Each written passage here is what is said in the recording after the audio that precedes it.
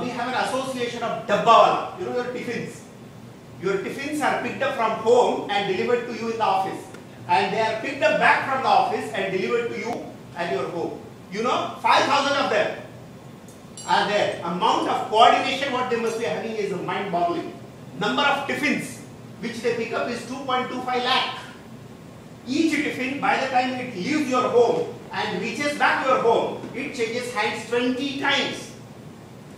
Average distance traveled by a tiffin is minimum 50 to 55 kilometers, and the weight which they carry on their head is 70 kilo. And Six Sigma they have written, in Six Sigma you are permitted to have 3.4 mistakes per million.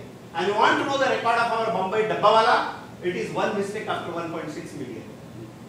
And they get pittance. What amount of money which they get is 6,000 rupees, which hardly takes about $125 per month. And they put heart into it. They put heart into it. The job, because they take a pride into it. They feel that this job, I am making sure that the people get their tiffins on the time. They are able to eat on time. So you must take a pride in whatever you do. Now, I have another question to ask you. You had confidence in her? Yes. How about you? You also had a confidence in him? Sure. Yeah. Without that, nothing can work. Nothing can work. Let's imagine you had a fight this morning. I know you did not. But let's imagine. What you would have done? You would have intentionally dropped the job. Doesn't matter. I will lose $10, but I will make sure she also loses her $10. What approach is this? Lose-lose. I will lose, but I will make sure that you also don't win. This approach does not work in the life. The approach has to be always a positive one. I win, you win. You know, each one of us, is it not a cooperative venture? Cooperation, each one of us we need to cooperate. Each one of us we need to cooperate. And then they were prevented from talking to each other, yet they communicated with each other. How did you communicate? Through eye contact or body language. I don't speak, my entire body speaks. Do you agree? If suppose I stand like this, ladies and gentlemen, I am extremely confident to take this station.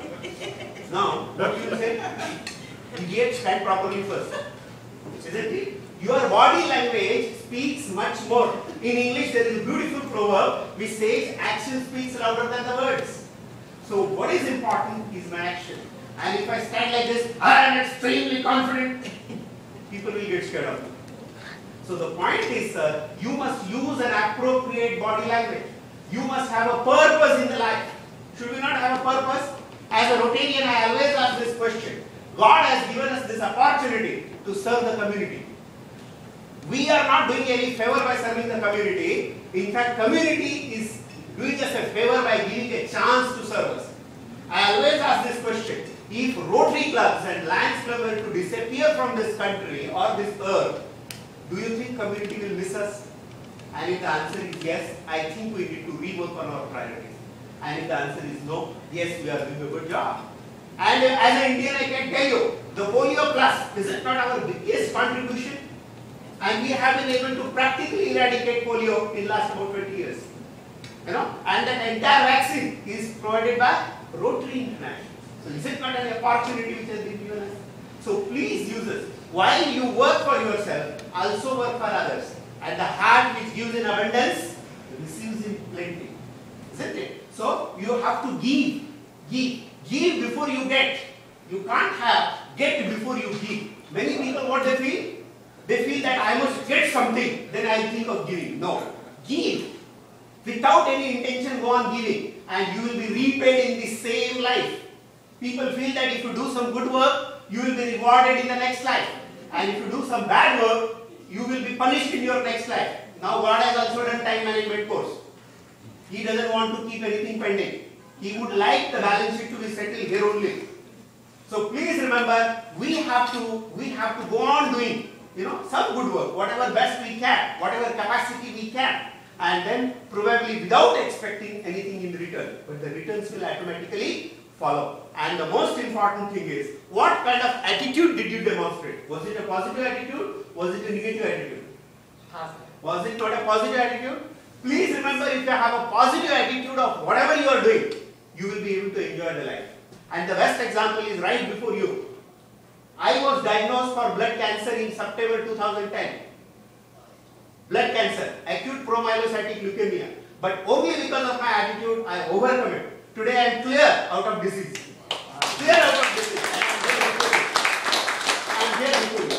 But only if I would have said, oh my God, what I have, what sins I have committed so that I got this deadly disease of blood cancer.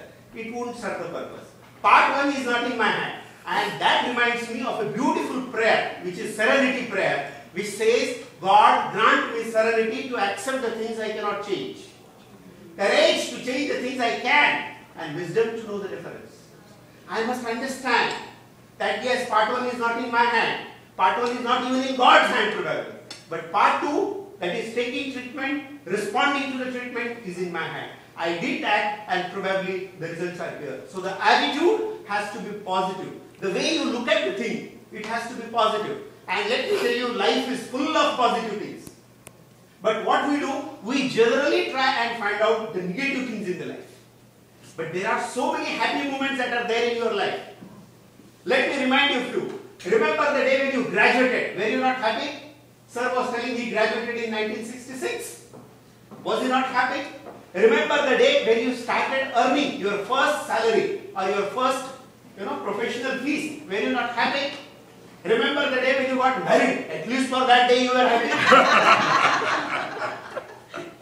Remember the day when you became proud father or proud mother. Were you not happy? Remember the day when your child started going to school and he or she was rewarded for some achievement. Were you not happy? Remember the day the child get married. My child is here. And maybe in a year or two I will become grandfather. Is it not a happy moment to be cherished with? No pressure. Not this year. Is it not a positive thing? You must look at the life positively. And once you look at it life positively, please remember, nobody can motivate me unless I want to be motivated myself. Nobody can frustrate me unless I want to be frustrated myself. So it is all up to me. It is all up to me. And therefore I always say, the approach to your life has to be only positive and positive. And the positive approach to the life will pay you rich dividends. So use it appropriately. I'm sorry. So if you do that, second important thing which I would like to tell you, ladies and gentlemen, I know I have only 2 more minutes to go. Yeah. Don't try to change others. Change yourself. You cannot change others unless you have changed yourself. Every change has to happen from deep within. But what we do, we try to change others. We spend the entire life on changing others.